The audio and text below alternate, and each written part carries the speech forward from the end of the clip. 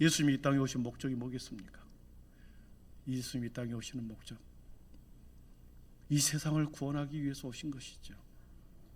창세전에 저와 여러분을 이미 내정하시고 우리 속에 예정하시고 우리를 사명을 따라 세상에 보내고 믿음의 성도들을 세상에 보낸 후에 그 사명을 이루게 하고 다시 원래의 자리, 하나님의 자리로 다시 부르시기 위해서 우리 주님께서 인간의 모든 죄를 다 사하시고 그 이름을 부르는 모든 자들에게 구원을 주시겠다 하시면서 친히 십자가에 달려서 그 일을 완성하시고 인류 구원을 위해서 이 땅에 오신 것이지요.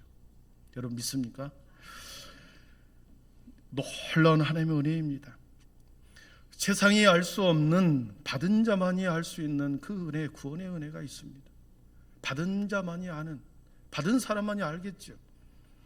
구원의 은혜를 받은 자는 반드시 독특한 성도의 체취가 있습니다. 냄새가 난다는 거죠.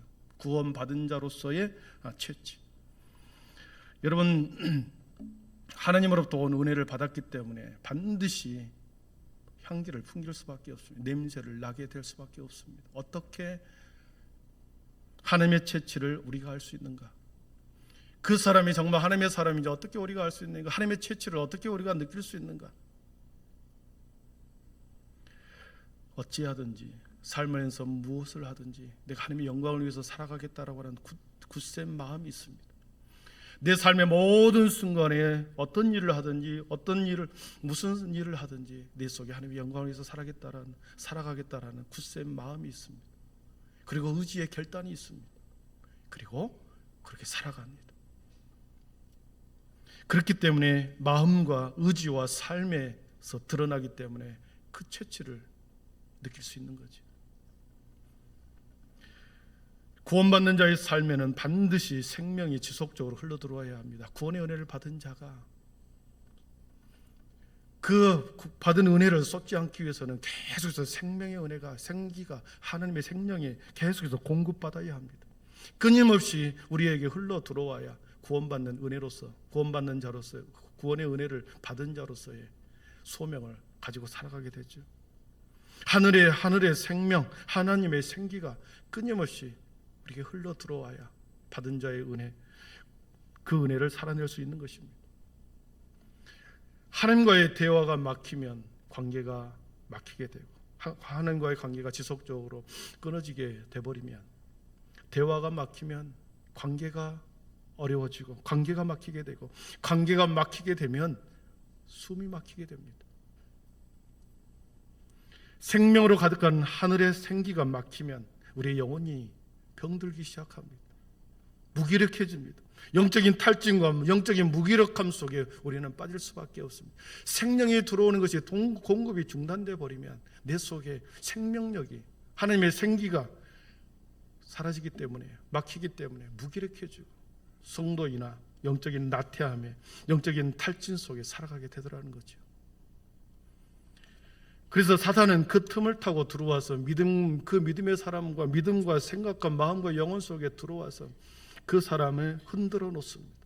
생각을 흔들어 놓고 계속해서 세상으로 마음을 쏟게 하고, 바라봐야 할 것을 바라보지 못하게 하고, 들어야 할 말씀을 듣지 못하고 길을 막아버리더라는 거죠. 그러다 보면 어느 순간에 우리는 죄의 종노릇한 자가 되어버립니다. 죄의 종노릇한다. 죄가 시키는 대로 계속 끌려다니더라는 거죠. 이것이 바로 죄의 종노릇하는 것입니다. 끌려다닌다. 사랑하는 성도 여러분, 우리의 영혼 깊숙이 끊임없이 놓지 말아야 할 것은 나는 주님의 피값으로 산 자다. 나는 주님의 피값으로 산 자다. 주님이 십자가에서 나를 위해 죽으셨다. 주님이 십자가에서 나를 다시 살리셨다. 이러한 자의식, 이러한 정체성이 우리 안에 있어야 합니다. 그러기를 축복합니다. 숨쉬고 먹고 마신다고 사는 것이 아니다 그랬습니다. 진짜 사는 것은, 진정으로 사는 비결은 영적으로 사는 것이다 그랬습니다. 생명수에 끊임없이 은혜의 생수가 우리 안에 들어오지 않으면 우리는 살았다 사는 것이 아니다. 영적인 생명수와 영적인 호흡을 어디에서 얻을 수 있는가? 어떻게 얻을 수 있는가? 바로 십자가 밑입니다. 주님이 달리신 십자가의 밑. 여러분, 그 십자가의 밑이 어디인지 아십니까? 여러분이 주의 성전에서 주님 앞에서 홀로 무릎 꿇는 그 자리가 십자가의 밑입니다. 물론 여러분의 삶의 자리에서, 가정에서 기도를 매우 합니다. 매일 합니다. 기도의 그 자리가 우리가 십자가 앞 생명을 공급받는 자리라는 거죠. 어떤 자리에 있든 무엇을 하든 차를 타든 일을 하든 기도하는 그 자리가 생명을 공급받는 자리다. 그래서 기도로 날마다 여러분이 하나님과 독대하기를 축원합니다. 하나님과 여러분이 독대하는 그 모습, 성경에 많은 믿음의 선조들은 하나님과 독대했습니다. 하나님 앞에 홀로 선 단독자라는 표현을 쓰죠. 키에르케고르는 하나님 앞에 선 단독자다. 모든 사람은 하나님 앞에 홀로 선 단독자다. 부모님의 신앙도 필요 없고, 아내의 신앙, 남편의 신앙도 필요 없고, 하나님 앞에 홀로 선 단독자다. 아내 때문에 상심해 있는 호세아를 거친 둘로 불러내었습니다. 데려오면 딴 남자한테 가버리고, 데려오면 딴 남자한테 가버리고, 상심해 있는 호세아를 거친 들로 불러서 그에게 내가 변론하자 했습니다. 그래서 거기에서 하나님께서 그를 만져줍니다. 기도하는 가운데 하나님께서 그의 사랑으로 그의 마음을 채워주죠. 기도하는 가운데 다시 용서의 마음으로 채워줍니다. 그래서 아내를 다시 받아들이고 또 받아들이고, 에스겔 선지자를 성전으로 불러들입니다. 에스겔 선지자로 하여금 사명을 주기 전에 성전으로 불러들여서 그에게 말씀의 두루마기를 먹입니다.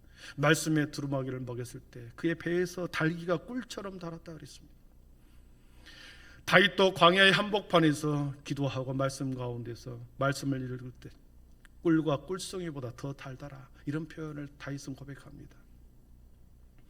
광야의 힘든 시간을 기도로 버티면서 하늘의 은혜를 계속 공급받을 때 13년의 시간 속에서도 흔들리지 않고, 그가 가는 곳마다 예배했고, 그가 가는 곳마다 찬양했고, 그가 글로 쓰면서 하나님의 영광을 드러냈습니다. 사랑하는 성도 여러분, 우리들이 살아나는 비결은 하나님 앞에 독대하는 시간인 줄 믿습니다. 우리들이 사는 비결은 영과 진리로 하나님을 예배할 때 우리가 살아나는 것입니다. 여러분, 예배할 때, 찬양할 때 계속 말하죠. 찬양 인도하는 사람의 소리를 듣지 말고 찬양의 가사에 내 마음을 드리고, 찬양의 가사에 내 마음에 담고, 그것이 기도가 되어서 내 마음의 깊은 곳에서 찬양이 기도로 올라가는 것.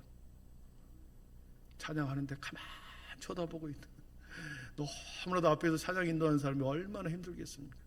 함께 그 온 마음을 다하여 찬양을 올려드리고, 말씀을 들을 때도 귀를 쫑긋하면서 하나님의 말씀을 받아들이고, 그리고 그 말씀을 먹고, 그리고 그 말씀대로 삶의 자리에서 살아낼 때 구원받는 자의 은혜로 살아가는 거 아니겠습니까? 여러분, 사순절의 절기는 지난주에 말한 것처럼 사순절의 절기는 어떤 절기인가? 믿음의 성도를 십자가 앞으로 다시 초대하는 시간이다 그랬습니다. 우리가 너무나도 세상 가운데, 분주한 일상 가운데 십자가에서 멀어져 버렸습니다. 우리가 십자가를 놓치고 살아갑니다.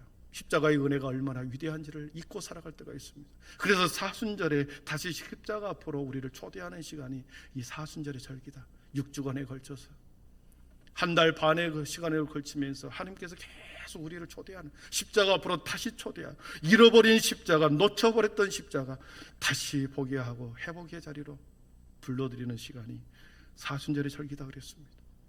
에레미야가 3장 40절을 우리 한번 같이 읽어봅니다. 같이 읽습니다. 우리가 스스로 아멘. 에레미야가 말합니다.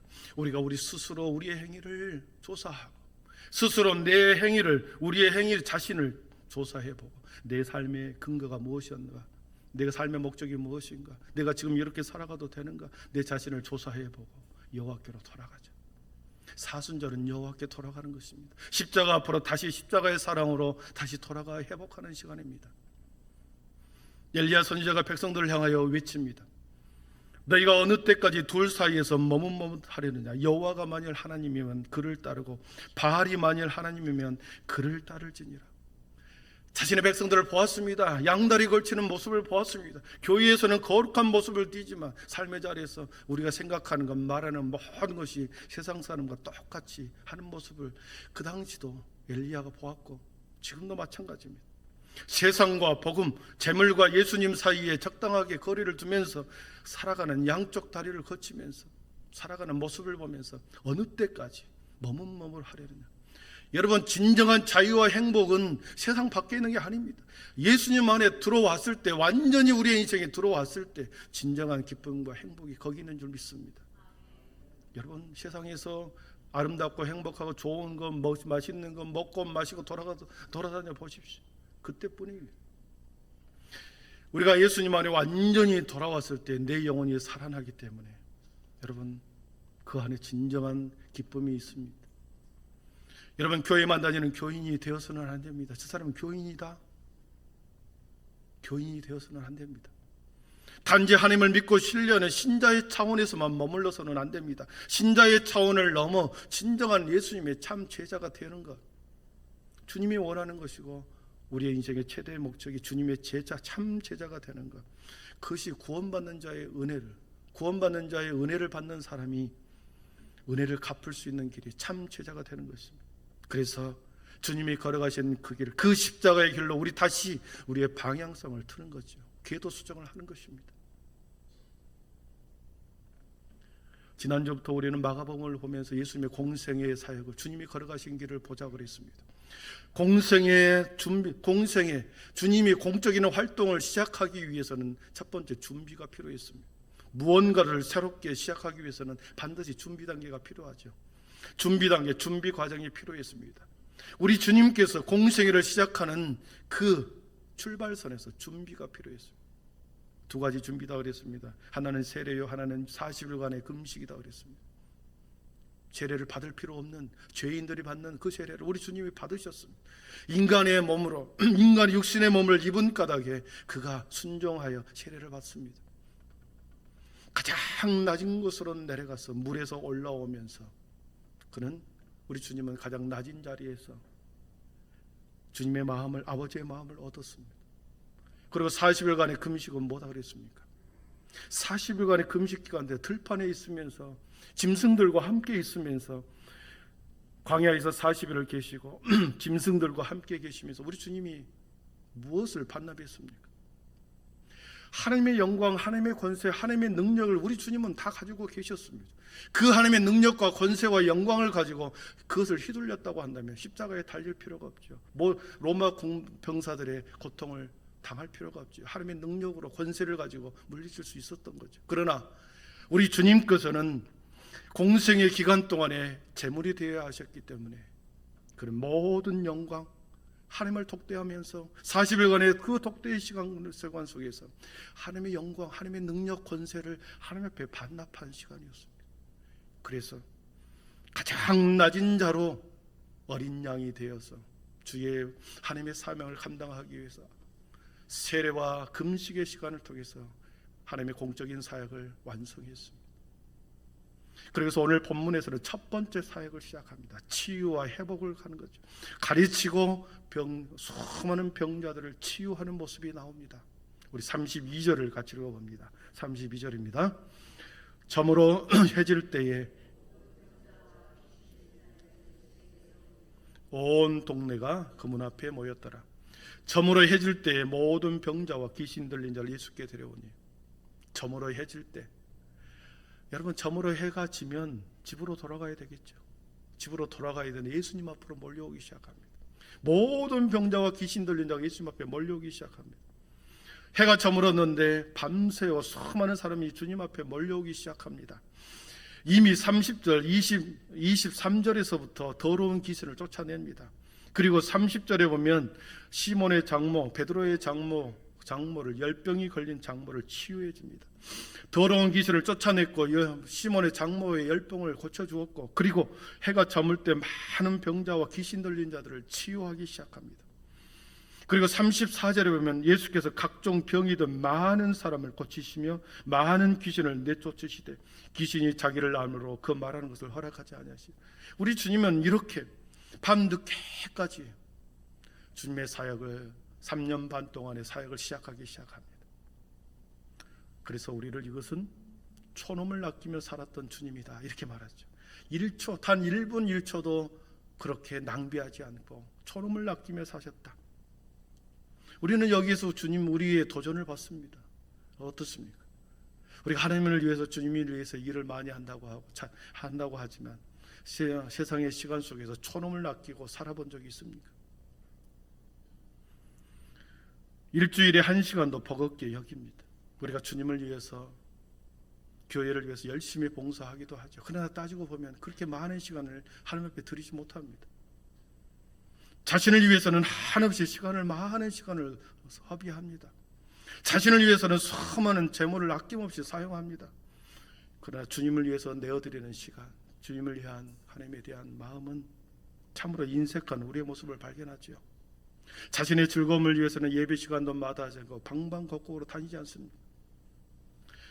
여러분, 사순절의 절기는 주님이 걸어가신 길을 따라가면서 우리들이 가고 있는 곳을 돌이켜 궤도 수정하는 시간이 되었습니다. 방향성이 틀어졌다면 다시 수정해야 하고, 피곤한 손과 발이 되었다고 한다면 다시 힘있게 성령의 도우심을 받아 우리의 손과 우리의 발이 힘있게 구하는 시간이고, 주신 사명이 희미해졌다면 사순절 기간 동안에 그 사명을 다시 한번 확인하는 시간이고, 주님이 맡기신 주님의 일에 우리가 소홀히 했다고 한다면 다시 한번 사순절 기간 동안에 우리의 열심과 각성을 깨닫는 시간이 사순절의 절기입니다. 그렇기 때문에 주님의 일을 감당하기 위해서는 반드시 회복이 필요합니다. 회복을 해야 내가 누워있고 내가 쓰러져 있는데 누구를 건질 수 있겠습니까? 기도의 회복이 있어야 하고, 예배의 회복이 있어야 하고, 찬양의 회복이 있어야 우리가 우리 속에서 살아나는 생명력을 가지고 다른 사람을 손을 잡아줄 수 있는 것입니다. 그렇기 때문에 기도의 자리에서 힘을 내시기를 축복합니다.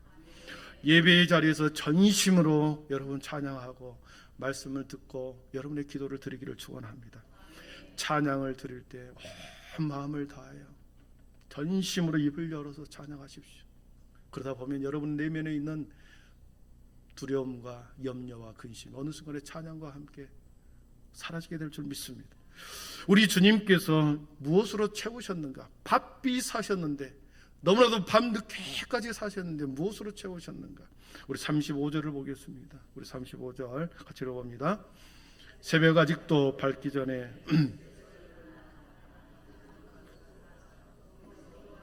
아멘. 앞에서 34절까지는 뭘 했습니까? 계속 병자들을 고쳤습니다. 밤늦게까지 각종 병에 걸린 수많은 사람을 늦게까지 고쳤습니다.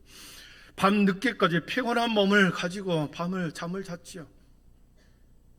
그러나 새벽 일찍 일어나셨다고 그랬습니다. 새벽을 깨웠습니다. 여러분, 새벽을 깨우려다는 이 단어가 너무나도 중요합니다. 너무나도 좋은 말입니다.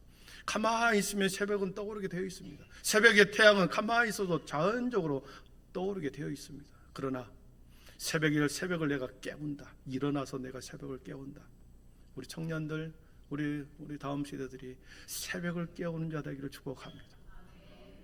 새벽을 가만히 잠자고서 맞이하는 것이 아니라 일어나서 새벽을 깨우는 자. 우리 주님께서 새벽을 깨웠고 새벽 기도를 드리셨다는 것을 알 수 있습니다. 한적한 곳에 나가 기도하셨다. 하루를 바삐 살지만 피곤한 몸을 지치고 피곤할 수밖에 없었으나 그 피곤한 몸을 새벽에 일어나 기도로 영적으로 채움을 받았습니다. 여러분, 진정한 회복은 뭔지 아십니까? 잠을 푹 자서 회복하는 것이 아니라 영적으로 회복하는 것이죠. 새벽 미명에 나가 기도하시는 이유는 아버지의 마음을 계속 체험받기 위한 것이죠. 그래서 주님의 사역의 방향성을 십자가에 자기의 죽음에 마치고 아버지의 뜻에 마치는 것입니다. 기도하지 않으면, 기도 시간을 잃어버리면 어느 순간 우리는 방향성을 잃어버립니다. 내가 뭘 하는 사람인지, 어디로 가야 하는지, 신자로서의 정체성을 잃어버리고 세상 사람들과 똑같이 행동합니다. 그들이 좋아하는 건 나도 좋아하고, 그들이 추구하는 건 나도 추구하고, 그들이 가는 건 나도 가고, 세상 사람이 걱정하는 건 나도 걱정하고, 똑같이 그렇게 살아가더라는 거죠. 그러나 기도하면 방향성을 바로잡습니다. 기도하면 영적인 힘을 공급받기 때문에, 하나님 아버지와 소통하기 때문에 우리가 하늘의 능력, 우리의 방향성을, 인생의 방향성을 다시 궤도 수정하게 되는 거죠. 사랑하는 성도 여러분, 주님이 그러셨던 것처럼 우리의 삶의 자리에서 꼭 새벽 예배 나오라는 것이 아니라 일어나면 새벽에 자신의 자리에서 일어나면 기도부터 하면서 하루를 시작하기를 축복합니다. 마지막 주님이 가신 길의 핵심은 뭔가? 병자를 고치는 것일까? 가르치는 것일까? 아니면 기도하는 것일까? 그것이 아니었습니다. 우리 주님의 이 땅에서의 오신 목적은 세상을 구원하기 위함이었습니다. 죽은 자를 살리는 것이었고 생명을 얻는 것이었습니다. 세상 속에 헤매이고 방황하는 사람들을 다시 생명의 자리로 구원해내는 일이었습니다. 38절 39절 읽고 말씀을 정리합니다. 38절 39절입니다. 이르시되 우리가 다른 가까운 마을들로 가자. 거기서도 전도하리니 내가 이를 위하여 왔노라 하시고 이에 온 갈릴리에 다니시며 그들의 여러 해당에서 전도하시고 또 귀신들을 내쫓으시더라. 아멘. 긍휼의 마음으로 아버지의 마음으로 병자를 고치고 귀신을 쫓아내고 수많은 사역들을 감당했습니다. 그러나 궁극적으로 병을 고쳐주는 것에 그치지 않고 그의 영혼을 살리는 것, 그의 생명을 얻는 것, 복음을 전하는 것이었습니다. 이 땅의 교회의 사명이 뭡니까? 교회의 사명은 생명을 얻는 것입니다. 생명을 구원하는 것이고 죽어난 영혼을 살려내는 것이 교회의 사명입니다. 어찌하든지 복음을 위해서 전하고 생명을 얻는 것, 이것이 우리 주님께서 하셨고 우리에게 맡기신 사역입니다. 가까운 마을로 가자. 거기서도 전도하리니 내가 이를 위하여 왔노라. 내가 이것을 위하여 왔노라.